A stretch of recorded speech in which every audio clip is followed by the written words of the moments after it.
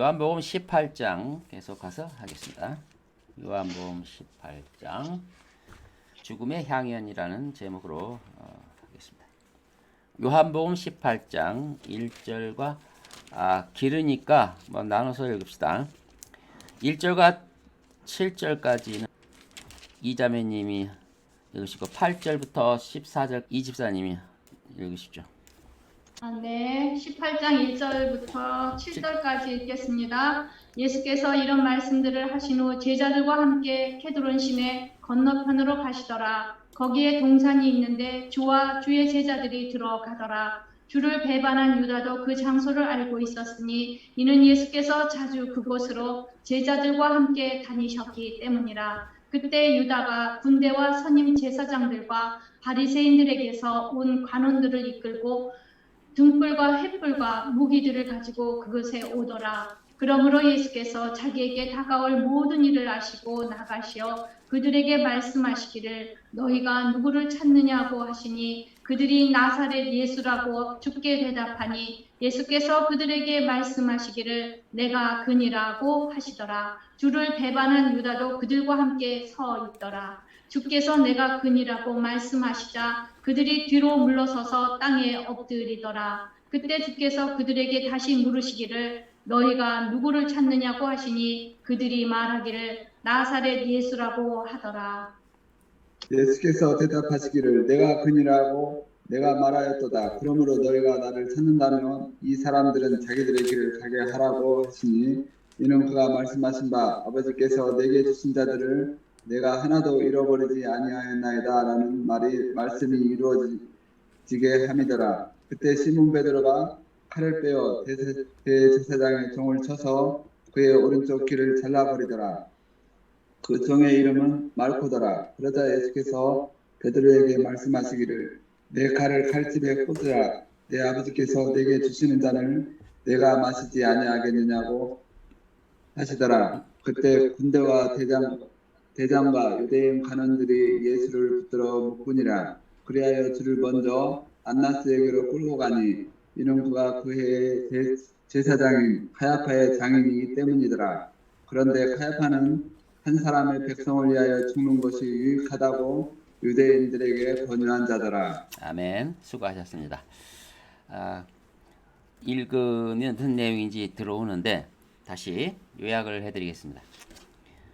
겟세마네 기도를 마치시고 새벽에 산에서 내려오십니다. 이때 시간을 때 맞춰 체포조가 다가오죠. 드디어 때가 된 것입니다. 주님은 피하지 않으시고 그들 앞에 당당히 나가셨습니다. 그리고 먼저 물으셨습니다. 너희가 누구를 찾느냐? 나사렛 예수입니다.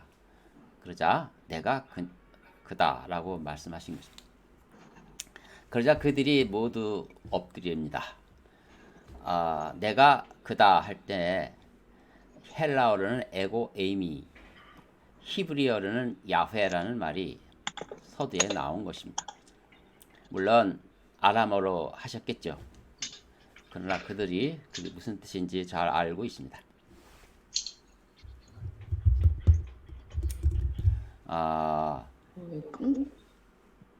그 하나님 이름 앞에 그들은 두려워 떨고 엎드렸습니다. 그러자 예수님이 다시 묻습니다. 너희가 누구를 찾느냐? 나사렛 예수입니다. 내가 그다. 이 사람들은 건들지 말라. 이렇게 하셔서 주님은 스스로 체포되어 법정으로 끌려가시는 내용입니다. 자, 읽으신 분들 그러니까 이 당당히 걸어가신 주님에 대해서 어떤 생각을 가지셨는지 나눠보시면 합니다. 이제 예수님은 다 완벽하게 준비된 상태에서 이제 때를 기다리셨다가 이제 잡히시던 광경인데요. 네. 여기서 특이한 거는 너희가 누구를 찾느냐 하고 물으셨어요. 그때 네. 그들은 나사렛 예수라 이렇게 대답하니까 내가 그다 이렇게 대답하시고 또 다시 한번 너희가 누구를 찾느냐 그랬을 때 나사렛 예수라고 그들이 또 대답하니까 내가 그니라 이렇게 말씀을 이렇게 두 번이나 물어보신 게 좀 특이한 건데요.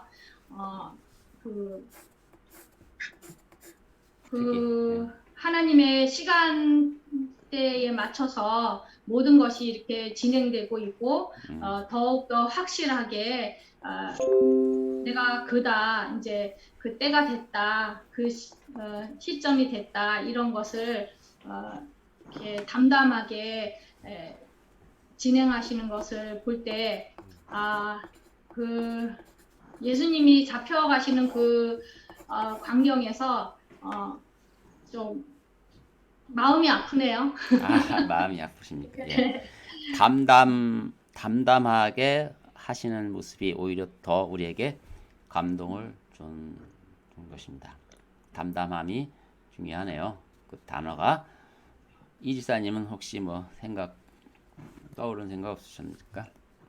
이렇게 이제 예수님께서 하나님께서 맡겨주신 사역을 잘 감당하시기 위해서 이렇게 가시다가 이렇게 잡히셨는데 예수님께서 나를 잡아가고 제자들은 이 사람들은 무관하니까 자기 길을 가게 하라고 하신 것 같아요. 그래서 그럴 때 시몬 베드로가 칼을 빼서 대제사장의 종을 쳐서 오른쪽 귀를 잘라버렸다고 이렇게 기록이 되어 있습니다. 그래서 예수님은 나 혼자 죄를 이렇게 감당할 테니까 제자들은 손대지 말라고 하신 것 같습니다. 그렇죠. 베드로가 이제 칼을 뺀 건 열정은 있는데, 그죠? 예수님을 지켰기 위해서. 예수님 그거 베드로가 칼로 해서 되는 일이 아니겠죠. 그렇습니다. 뭐 여기서 또 특별히 언급하시고 싶은 분이 있으시면 한 분 더. 시몬이요. 특별한 게 내가 그니라고 말씀하시자 그들이 뒤로 물러서서 땅에 엎드리더라 이런 부분이 있는데 그들이 왜 땅에 엎드렸을까? 엎드렸을까요? 그건 이제 제가 서두에 설명드렸듯이 그 신적 권위를 순간 느꼈다고 봅니다. 에고 에이미라는 말이 I am that I am 이라는 그 히브리인들은 웬만한 분들은 다 알고 있는 그 이미지, 언어죠, 언어가 이제 우리는 공감이 안 돼도 그들은 공감이 돼서 그런 표현을 할 때마다 돌을 들어서 치려고 했었거든요. 그러니까 이 상황에서도 그런 거를 이렇게 드러냈던 것 같아요. 그들이 그렇게 들었는지 그냥 그대로 엎드려 체포하러 온 자들이 그냥 엎드린 것입니다. 저는 그렇게 봅니다. 또 누구 하시고 싶은 분 또 이모 기자매님 뭐 네. 베드로가 예수님께서 붙잡힐 때 그 종이 귀를 잘라버렸을 때 예수님을 지키고자 하는 충정. 그게 보여지고요. 또 베드로가 예수님을 부인했잖아요. 뒤에 그렇죠. 근데 아직은 아닌데, 그 모습과 좀 이렇게 대비되는 되게 행동. 이때 자기가 예수님을 지키겠다. 예수님을 붙잡아 하니까 그 충정으로 이제 울컥하는 마음에 그러지 않았나. 그런 생각이 들었어요. 예수님을 지키고자. 베드로의 마음을 잘 읽으셨네요. 그렇죠. 베드로가 이런 면이 또 매력이 있는 겁니다. 실수를 해도. 좋습니다. 저는 이제 여기서 몇 절이더라? 나가 아니라 잘 안 보이네.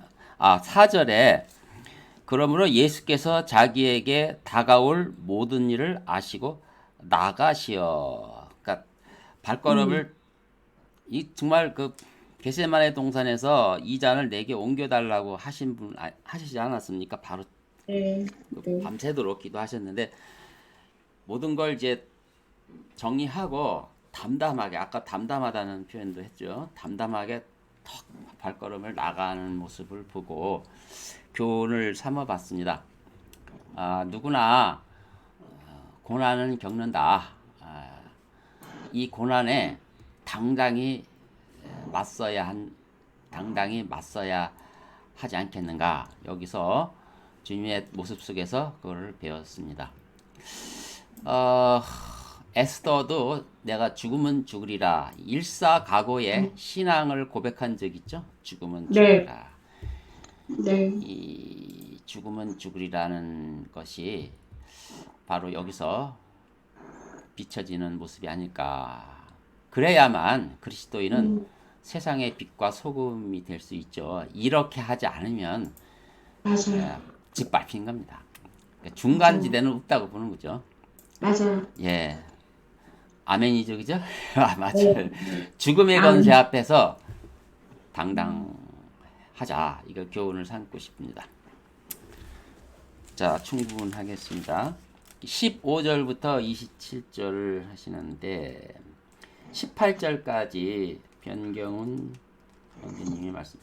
이동주 형제님이 박규리 자매님이 19절부터 27절까지 읽겠습니다. 예. 15절. 시몬 베드로가 예수를 따라갔고 다른 제자들도 따라갔더라. 그 제자는 대제사장과 아는 사이이므로 예수와 함께 대제사장의 관저로 들어가니라. 그러나 베드로는 문 밖에 서 있더라. 그때 대제사장과 아는 사이인 다른 제자가 나와서 문을 지키는 여자에게 말하여 베드로를 데리고 들어오더라. 그 문을 지키는 소녀가 베드로에게 말하기를 너도 이 사람의 제자들 가운데 하나가 아니냐 하니 그가 말하기를 나는 아니라고 하더라. 종들과 경비병들이 날씨가 추워서 숯불을 피워놓고 서서 불을 쬐니 베드로도 그들과 함께 서서 불을 쬐더라. 아멘.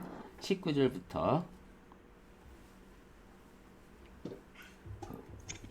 박자매님 그 마이크 끄세요.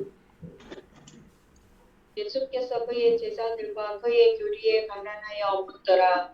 예수께서 그에게 대답하시기를 나는 세상에 드러나게 말하려고 또는 유대인들이 항상 다니는 회당과 성전에서 가르쳤으며 아무것도 비밀리에 말하지 아니하였노라.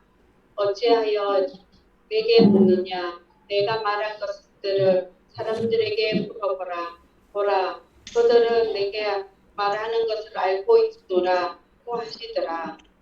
그의 이 말씀을 하시기 때 옆에 서 있던 관원들 중 하나가 손바닥으로 예수를 때리며 말하기를 내가 대사장께 그렇게 대답할 수 있느냐고 하니 예수께서 그에게 대답하시기를 만일 내가 잘못 말하였으면 잘못된 것에 대하여 증거를 대라. 그러나 내가 불바른 말을 했을 때 어찌하여 내가 나를 치느냐라고 하시더라. 그러자 안나스가 줄을 묶은 채로 대사장의 카파야에게 보내니라. 시몬 베드로가 서서 불을 쬐고 있는데 그때 사람들이 그에게 말하기를 너도 그 사람들 제자들 가운데 하나가 아니느냐고 하니 그가 부인하며 말하기를 나는 아니라라고 하더라. 대사장 중에 가운데 하나는 베드로의 길을 잘랐던 자의 친척이라.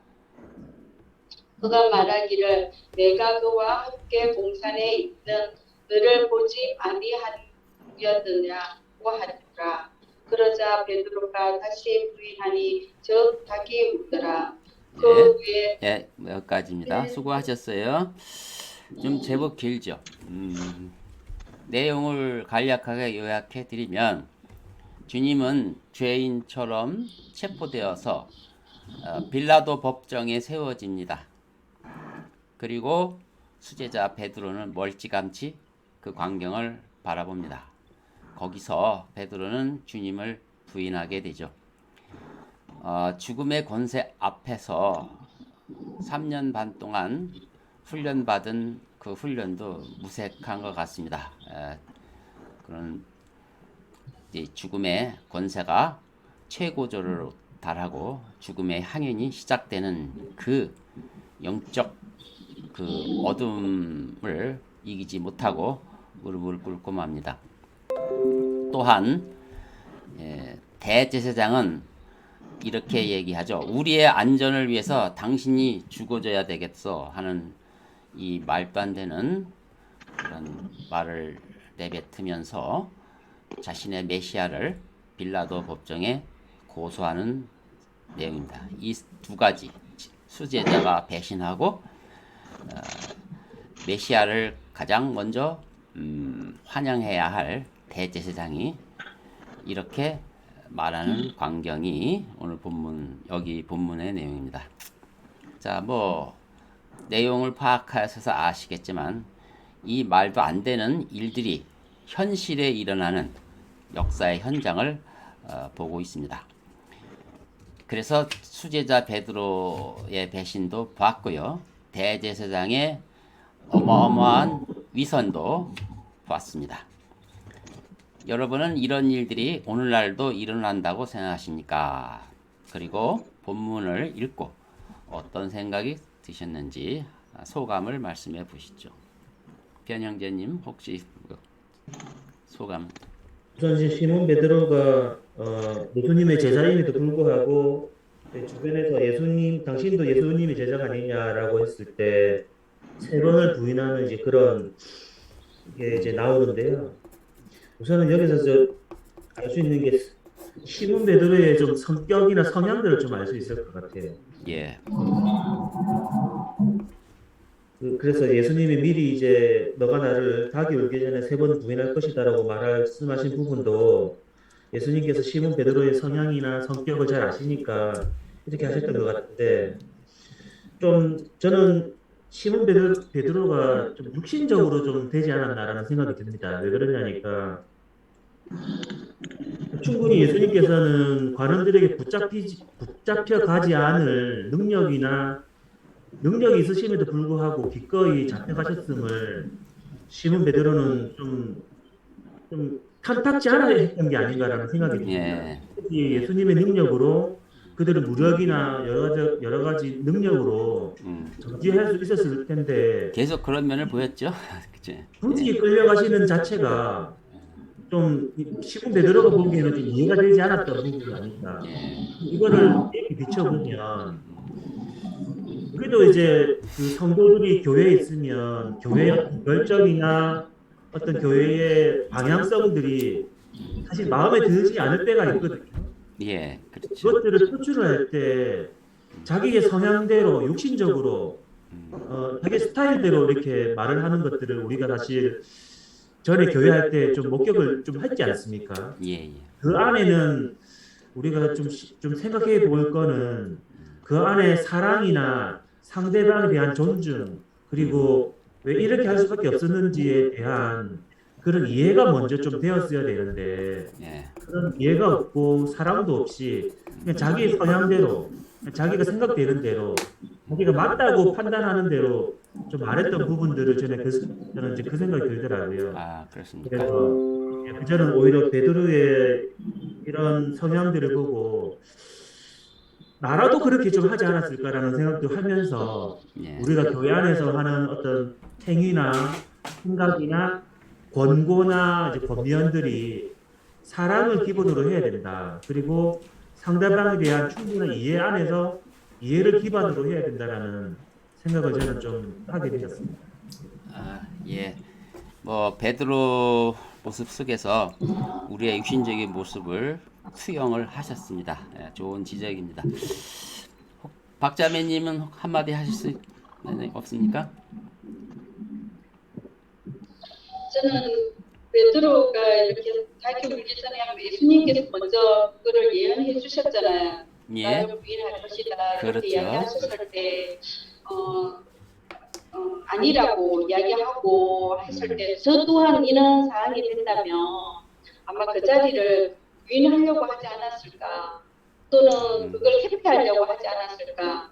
상황에 따라서 내가 예수님을 믿는 거 우리가 또 생활하면서 표면에 드러나지는 않지만 어떤 상황이 일어났을 때 나도 혹시 예수님을 부인하고 내 삶을 오로지 하나님께 드리지 못하는 그런 삶이 아니었을까 이런 생각을 한 번 더 반성하는 기질이 되더라고요. 이 구슬이.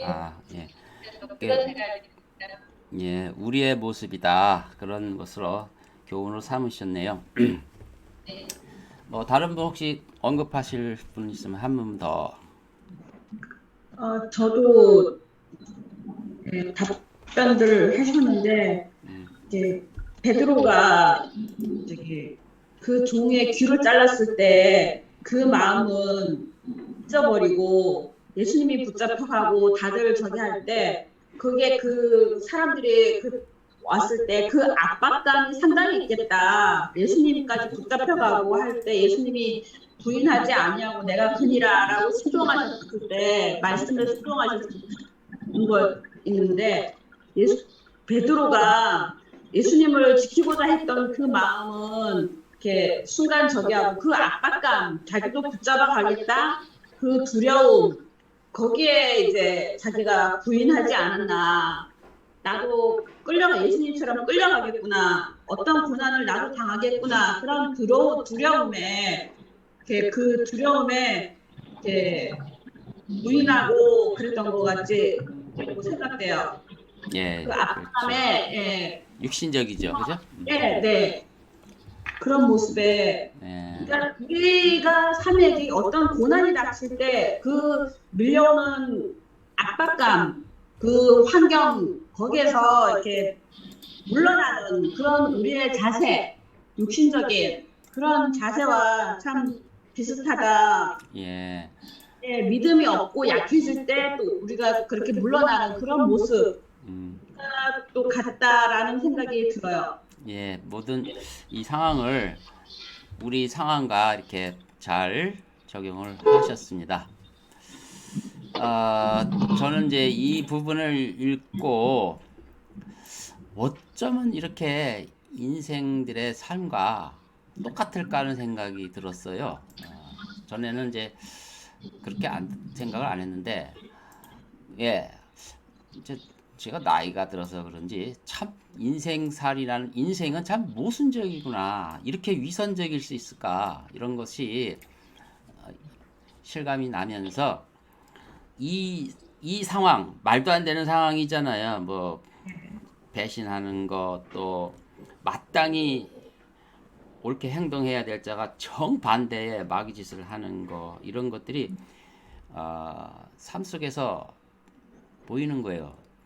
자신에게도 보이고 또 세상 바라보는 눈에서도 그런 게 보이고, 그래서 이걸 왜 보여주실까 하는 것을 생각을 했을 때, 이건 인간의 현 주소고 가장 빛나는 빛 앞에 모든 어둠이 적나라하게 드러나는 모습. 그러니까 이것은 베드로나 가야바의 개인적인 악함을 드러내려는 게 아니고 우리 인간의 그 감추어진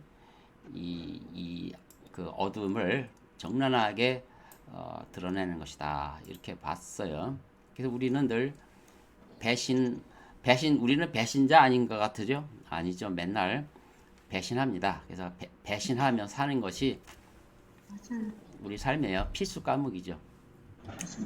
당신이 좀 나 대신 죽어줘야 되겠어. 이런 거. 당신이 잘하니까 당신이 다 해. 이런 거. 책임 회피, 진실 외면, 침묵과 방관, 또 이유 없는 분노. 이런 것들이 전부 우리가 얼마나 어둠 가운데 있는지를 보여주는 게 아닌가. 이렇게 봅니다. 잘들 말씀들 하시네요. 그다음에 28절과 40절까지인데요. 28절과 좀 기네. 32절까지 박형제가 읽으시고 33절부터는 이예림 자매가 읽으시죠. 아, 28절부터 내가 뭐라 그랬지? 32절까지 그랬나? 예. 예. 그리고 이 자매는 33절. 그 후 그들은 예수를 가야파에게서 재판정으로 끌고 가니 때가 새벽이더라. 그 사람들이 재판정 안으로 들어가지 않는 것은 자기들이 더럽히지지 않아야 유월절 양을 먹을 수 있기 때문이더라. 그때 빌라도가 그들에게 나와서 말하기를 너희가 무슨 일로 이 사람을 고소하느냐고 하니 그들이 대답하여 그들이 말하기를 그가 행악자가 아니라면 우리가 그를 당신에게 넘겨주지 않았을 것이니이다 라고 하더라. 그러자 빌라도가 그들에게 말하기를 그를 데리고 가서 너희의 율법에 따라 재판하라고 하니 유대인들이 그에게 말하기를 우리가 누구를 사형에 처하는 것은 적법치 못하나이다 라고 하더라. 이는 예수의 말씀 즉 주께서 어떤 죽음으로 죽으실 것인지 예시로 말씀하신 것이 이루어지게 함이더라. 네. 빌라도가 다시 재판장으로 들어가서 예수를 불러 그에게 말하기를 내가 유대인의 왕이냐고 하니 예수께서 그에게 대답하시기를 그 말이 내 스스로 하는 말이냐 아니면 다른 사람들이 나에 관하여 너에게 해준 말이냐라고 하시더라. 빌라도가 대답하기를 내가 유대인이냐 너의 민족과 선임 제사장들이 너를 나에게 넘겨주었느니라. 내가 무엇을 하였느냐고 하니 예수께서 대답하시기를 나의 왕국은 이 세상에 속한 것이 아니니라. 만약 나의 왕국이 이 세상에 속한 것이라면 내 부하들이 싸워서 나를 유대인들에게 넘어오지 않게 했을 것이라. 그러나 지금은 나의 왕국이 여기에 속한 것이 아니니라고 하시더라. 그러므로 빌라도가 주께 말하기를 그러면 내가 왕이냐고 하니 예수께서 대답하시기를 내 말이 옳도다. 내가 왕이니라. 이 일을 위하여 내가 태어났고 이런 연유로 내가 세상에 왔으니 진리를 증거하려는 것이라. 진리에 속한 자는 누구나 나의 음성을 듣느니라고 하시니 빌라도가 주께 말하기를 진리가 무엇이냐고 하더라. 이 말을 한 후에 그가 다시 유대인들에게 나와서 말하기를 나는 이 사람에게서 아무런 잘못도 찾지 못하였노라. 그러나 6월절이면 내가 한 사람을 놓아주는 것이 너희와의 관례인데 너희는 내가 유대인의 왕을 놓아주기를 바라느냐고 하니 그때 그들이 모두 다시 소리질러 말하기를 그 사람이 아니라 바라바라고 하더라. 그런데 바라바는 강도더라. 아멘. 수고하셨습니다. 빌라도 법정에서 세상 통치자 마귀죠. 그의 대리인인 빌라도가 묻습니다. 네가 유대인의 왕이냐? 주님은 대답하십니다. 그렇다 하시면서 나의 왕국은 이 세상에 속한 것이 아니다. 빌라도는 이제 풀어주려고 했는데 군중들이 소리를 지릅니다. 그 사람은 안 됩니다. 차라리 강도인 바라바를 풀어주소서. 내용은 그런 내용이에요. 이제 질문할 게 여러 가지가 있는데 꼭 질문에 답변할 건 아니고요. 소감을 말씀하시죠. 첫 번째 질문하고 싶은 내용은 나의 왕국은 이 세상에 속한 것이 아니다 라고 하신 말씀에 대해서 여러분 어떻게 생각하십니까? 또 군중들이 바라바를 대신 풀어주셔서 외친 것에 대해서 당신의 생각을 말씀해 주십시오. 두 가지만 합시다. 참고하셔서 한번 소감을 말씀하시죠. 박 형제부터.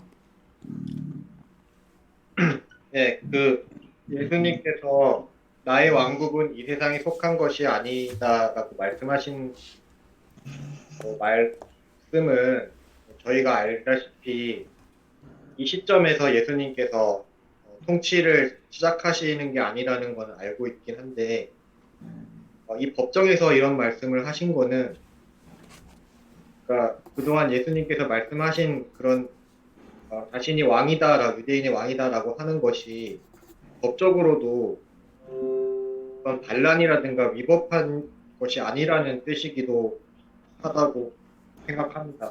그러니까 당연히 빌라도도 이 사람이 반란을 일으키려고 이런 말을 한 게 아니기 때문에 법적으로 위반한 게 없으니까 이 사람은 죄가 없다라고 유대인한테 얘기를 한 건데 오히려 유대인이 이 사람을 사형에 처해야 된다라고 하는 그 말이 좀 약간 모순된 것 같은 게 유대인들이 그동안 생각해왔던 그 메시아의 등장은 사실 예수님이 말하는 거랑 완전 다르게 실질적인 왕국이 땅에 세워지는 것을 믿어왔던 것인데 예수님은 그게 아니라고 하는데도 유대인이 이렇게까지 분노하는 이유는 좀 이해가 잘 안 되긴 합니다. 예. 요 주제가 좀 어렵죠, 조금. 예. 그래서 이제 그 예수님의 왕국은 너의 왕국과 다르다. 전혀. 그러니까 충돌할 일이 없으니까 빌라도는 넘어갔고 막상 그 유대인들은 그거를 받아들여야 되는데 거부한 것이 특이하다 이렇게 얘기하셨어요. 예림 자매는 어떤 생각을 갖고 있습니다? 저는 빌라도랑 예수님께서 말씀하시는 게 예수님은 이제 다가올 왕국에 대해서 말씀하시고 계신데 빌라도가 질문한 거는 서로 이렇게 다른 질문과 대답을 했다고 생각하거든요. 빌라도는 네가 여기서 어떻게 했길래 이 사람들이 너를 고소를 했고 그래서 법정에 오게 됐느냐 뭐 이런 걸 물었는데 예수님께서는 미래 일들을 계속 얘기하고 계시니까 이 사람은 그냥 관련이 없는 거구나라고 빌라도가 그렇게 해석을 했다고 생각하고 그래서 네가 이 사람이 죄가 없다라고 판결을 내린 거라고 보는데 그렇게 생각하고 그리고 사람들이 바라바를 놓아주자고 한 거는 약간 좀 근데 알고 있잖아요 다들 예수님이 죄가 없다는 거를 근데 근데 좀 이게 뭔가 알고 있으면서도 억지를 부리는 느낌이랄까? 예. 약간 예. 그렇게 생각을 했어요. 인생은 모순적 행동을 참 많이 합니다. 네. 예, 그렇죠. 예, 억지 부린다 뭐 이런 거죠. 이동주 형제님 한 말씀 해보시죠.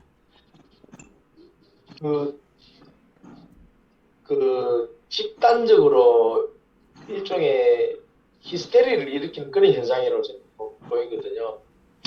그 사람들이 지금 무엇을 하고 있는지 개인적인 어떤 판단보다는 집단적으로 지금 히스테리를 일으키고 그것이 향하는 방향이 무엇인지 알지는 못하지만 단지 그들의 지도자들이 그렇게 주장을 하고 있으니까 또 따라가는 아무 그 개인의 옳고 그름의 판단 없이 따라가는 그런 상황인 것 같습니다. 예. 아마 우리도 모르는 사이에 또 그렇게 하고 있을 수도 있을 것 같아요.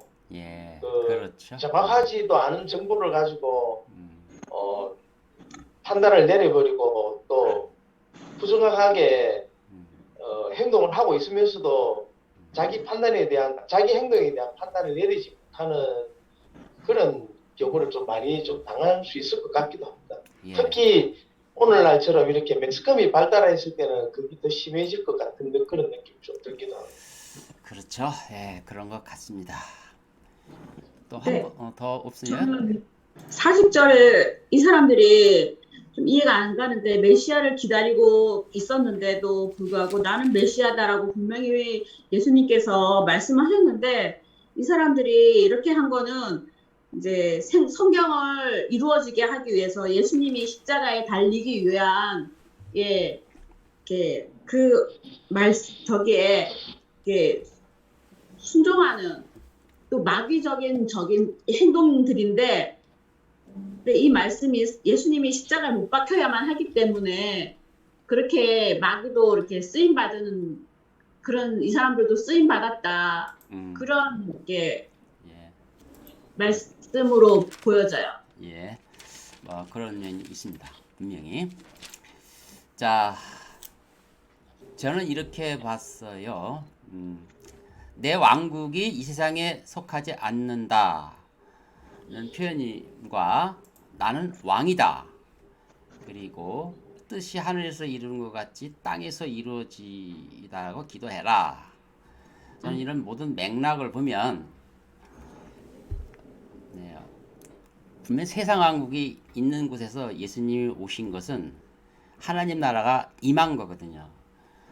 겨우 오셔가지고 나 너들하고 다르니까 나는 그냥 간다 이렇게 싱겁게 그거 하시려고 오셨다고 보진 않아요. 저는 그렇게 개인적으로 보고 내 왕국이 이 세상에 속하지 않는다는 건 폭탄 선언이라고 봐요. 나는 완전히 새 왕국을 이 땅에 세우러 왔다.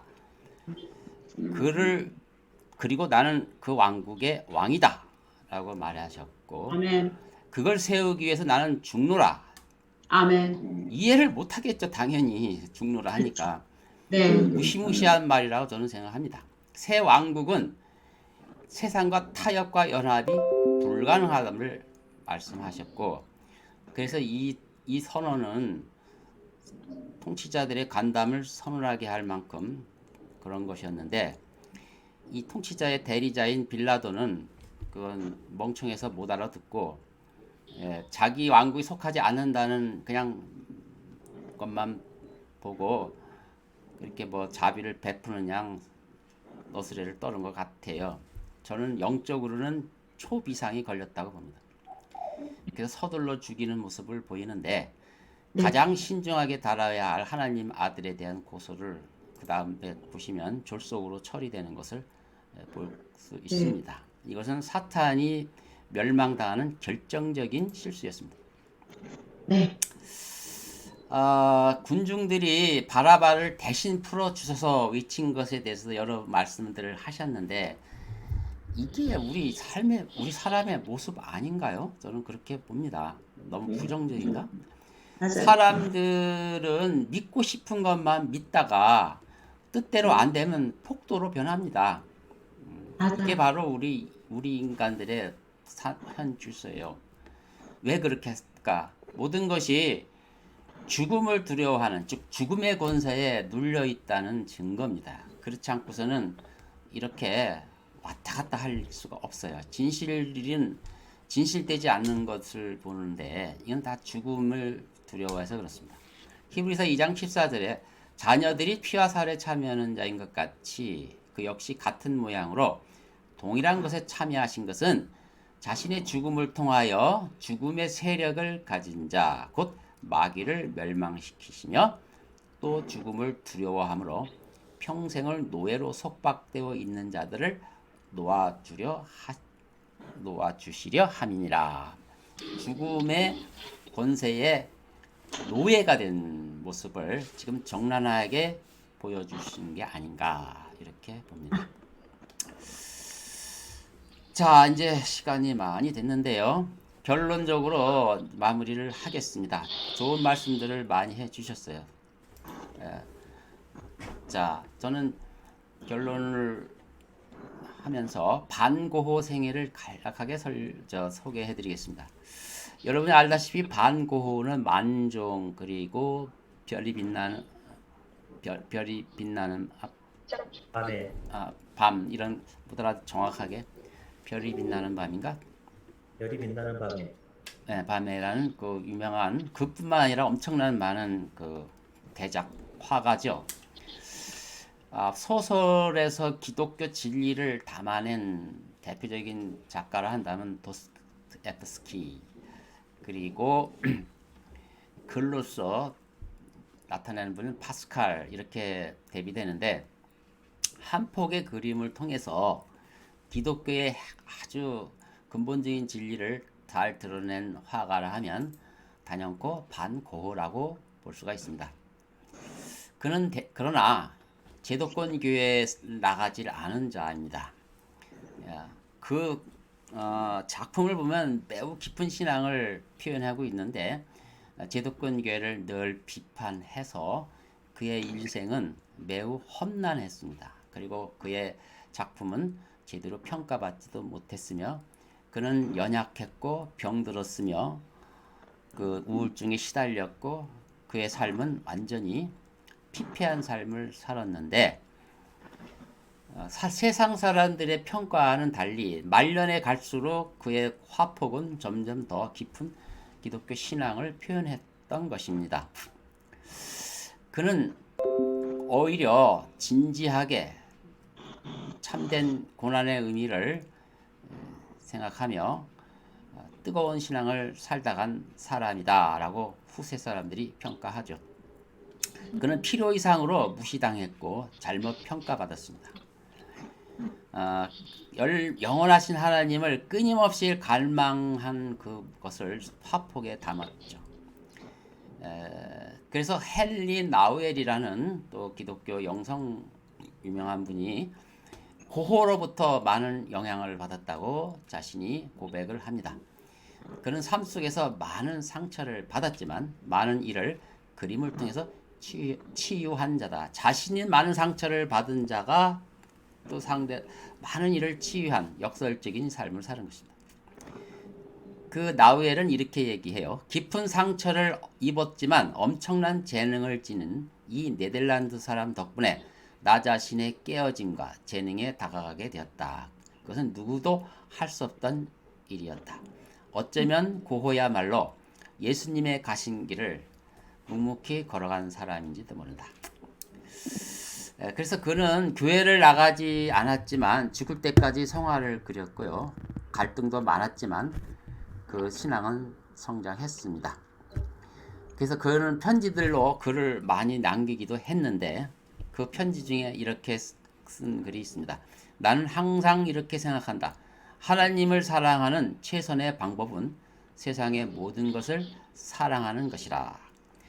별이 빛나는 밤에라는 화폭에 보면 그 하늘을 표현할 때 파란 하늘과 이글거리는 태양과 그리고 그 별들을 화려하게 표현하고 그 동네 산과 그 집들과 이런 걸 표현하는 부분에는 정중앙에 교회가 딱 그려져 있는데 정중앙에 그려져 있습니다. 근데 어둠침침하고 세상 집과 별반 드러나지 않게 표현한 걸로 봐서 그는 그 제도권 교회에 대한 엄청난 비판의식을 가졌던 것 같습니다. 오늘날 한국 교회는 영감을 잃고 말았습니다.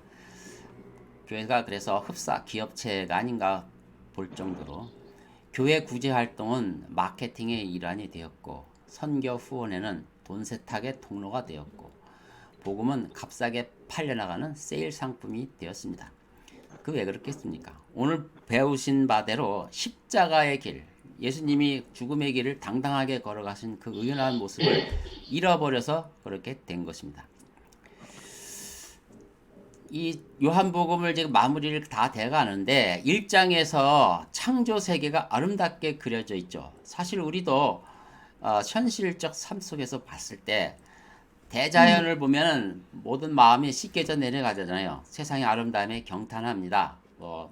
떡갈나무 이파리를 봐도 거기서 아름다움을 보고요. 또 고래가 수영하는 모습, 또 아기가 태어나는 생명의 신비, 모두가 다 경이롭지 않은 것은 없습니다. 그러나 눈길을 돌리자마자 모든 것이 그렇게 경이롭지 않은 것은 아니라는 걸 또 곧바로 알게 되죠.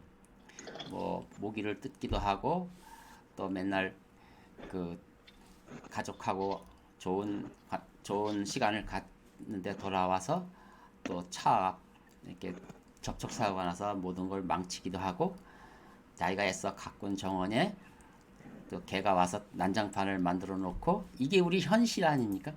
바로 이 현실을 오늘 본문에 다 담은 것 같이 보입니다.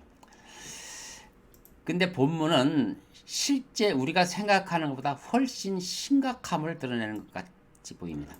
우리의 삶도 베드로가 대신하는 거나 제사장이 그렇게 내가 내 대신 죽어줘야 되겠어 라는 그 희생양을 찾는 거라든가 이런 모든 어둠이 우리 삶의 전체라고 보는 것이죠. 거기에 예수님은 담담하게 그 길을 걸어 들어가셨습니다. 여기서 우리는 교훈을 배워야 합니다. 그 길 담담히 들어간 곳에서 교훈을 배우지 않으면 우리는 여전히 예수님을 이용해 먹고 내 목적대로 이기적으로 사는 것뿐입니다. 그래서 이 고난을 배우라고 성경이 그렇게 많이 권면하시는 것 같습니다. 베드로전서 2장 21절에 이를 위하여 너희가 부르심을 받았으니 그리스도도 우리를 위하여 고난을 받으시고 우리에게 한 본을 남겨 놓으시어 너희로 그의 발자취를 따르게 하셨느니라. 베드로가 이처럼 놀라운 예수님의 가신 길 우리도 가야 한다고 말하지 않습니까? 베드로만 그랬나요? 사도 바울은 안 그랬어요? 빌립보서 3장 10절. 이는 내가 그를 알고 그의 부활의 능력과 그의 고난의 교제를 알아. 고난의 교제라고 말하네요. 그의 죽음의 본을 따르려 함이며 그의 죽음의 본을 따르는 어떻게 해서든지 죽은 자들의 부활에 이르려는 것이라. 이게 기독교의 핵심이 아닌가. 반 고흐가 화폭에 표현한 그 기독교 진리의 핵심, 고난의 본을 죽음의 본을 따르는 것, 이런 것이 우리의 앞으로 가야 할. 이제는 예수 믿고 천국 간다는 거에 더 이상 머물지 마시고 정말 예수님이 어디를 지향하고 있는지를 깊이 묵상하며 남은 여생을 좀 성숙하게 사시기를 바랍니다. 아멘.